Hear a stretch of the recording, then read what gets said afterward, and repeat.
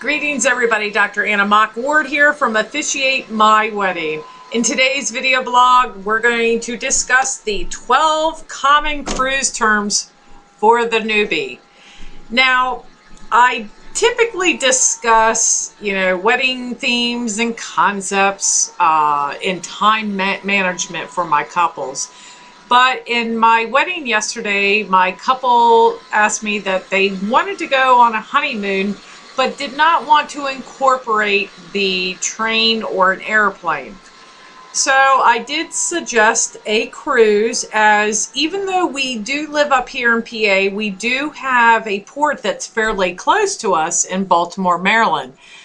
So if you do go to my website at www.officiatemywedding.com, I did incorporate an article for the couple taking a cruise for the first time. Gives you some awesome tips. But for today, but in today's video, I did want to discuss the lingo for the new couple. So it's your first cruise and you may want to just brush up on this lingo. Now, it isn't necessary, but sometimes it just makes you feel a little better when you know what everyone on the ship is talking about, from the aft to windward.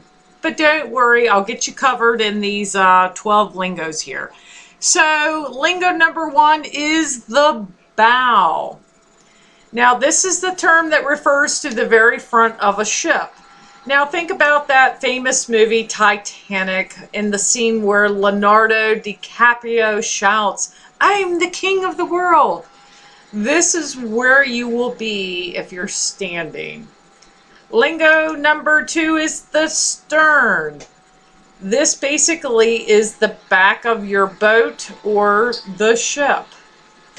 Lingo number 3 is the aft. Now here is where it can get a bit confusing. Aft means towards the back or towards the stern.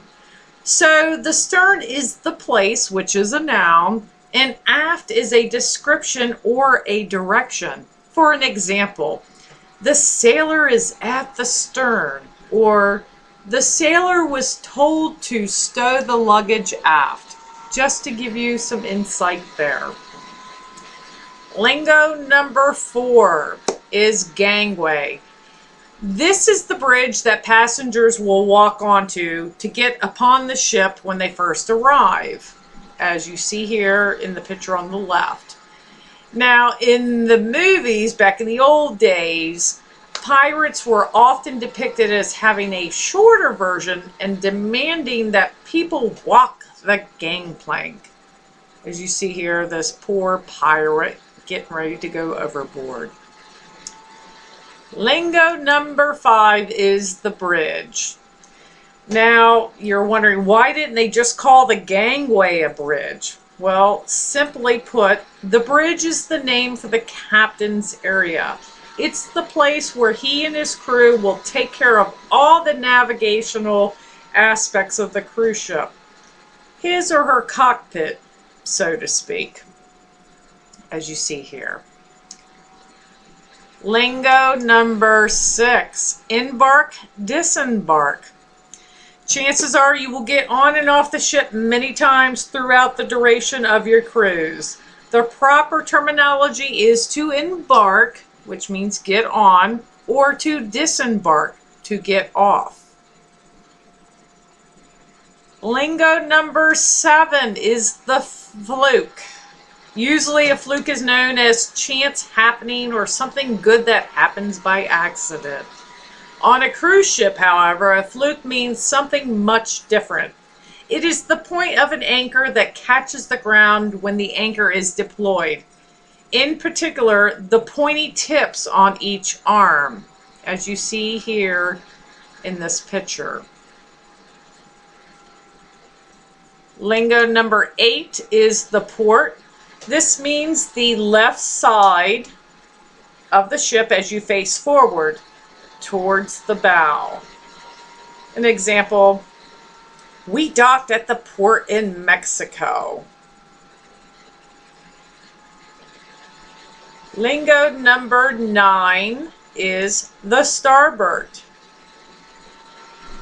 This is the opposite of port, which means the right side of the ship as you face forward.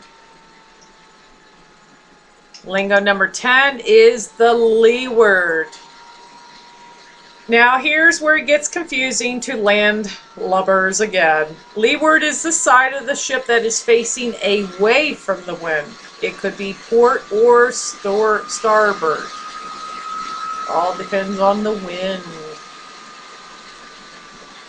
Lingo number 11, windward. Take a guess. That's right. Windward means the side of the ship where the wind is blowing. Can we guess which way the wind's blowing here?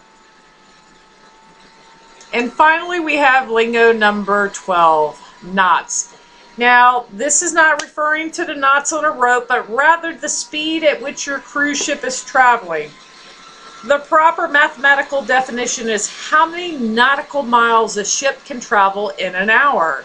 A nautical mile is just over 6,000 feet or 1,800 meters. If you don't want to remember all that, just remember not to ask the captain about MPH over dinner. Now, study this list, learn the lingo, and if you do your homework, you won't feel like such a newbie. In fact, you might be able to teach a seasoned cruiser a thing or two. Again, this is Dr. Anna Ward from Officiate My Wedding, and I look forward to seeing you all soon. Have a great day.